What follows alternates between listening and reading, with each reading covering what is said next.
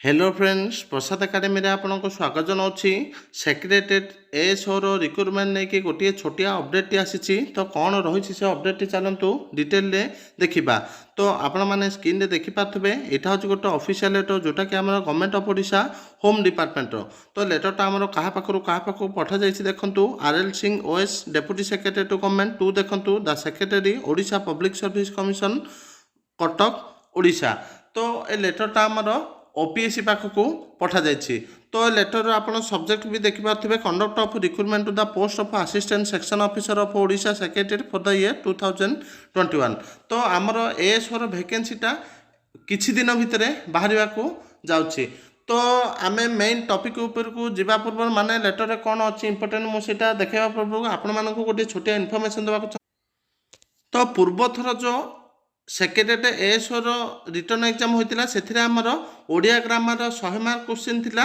तो Odia 100 mark question रु आमर क्रियार ही पाखापाखि 50 रु 60 मार्क थिला।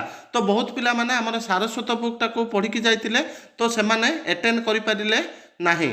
तो जदि आपण माने कंप्लीट क्रिया चैप्टर भ्रम संशोधन विपरीत शब्द समानार्थक पद शब्द आमर कंप्लीट ओडिया ग्रामरटा को पढ़ा चाहते तो वीडियो डिस्क्रिप्शन रे लिंक अच्छी आपण मैंने से परचेज करके पढ़ी पारे। तो आपण मानक फुली पूरा क्रिया विपरीत भ्रम संशोधन आमर समानार्थक बोधक शब्द मिल। तो एबे चलतु आमे मेन टॉपिक ऊपर को जीवा कौन अच्छी।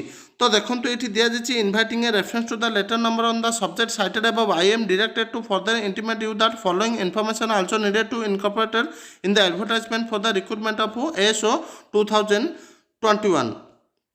तो देखो ये दि जाइए जोटा कि the number of vacancy shown against SCBC category in draft advertisement may be created as 14 instead of 17 shown in inadvertently. तो ये कहुई कि आमर जो एडवर्टाइजमेंटा बाहर करने दि जाता ओपीएससी को आप से एडवर्टाइजमेंटा देखिथे से आमर ओबीसी 17टी पोस्ट किंतु एबे जो वैकेंसीटा बाहर से 3टा कमिकी 14टा पोस्ट बाहर माने एससीबीसी मानकर 3टी पोस्ट डिक्रीज कर दि जाइए। तो ये इंपोर्टेंट इनफॉरमेशन थी मुझे आपको जनइली। Thank you.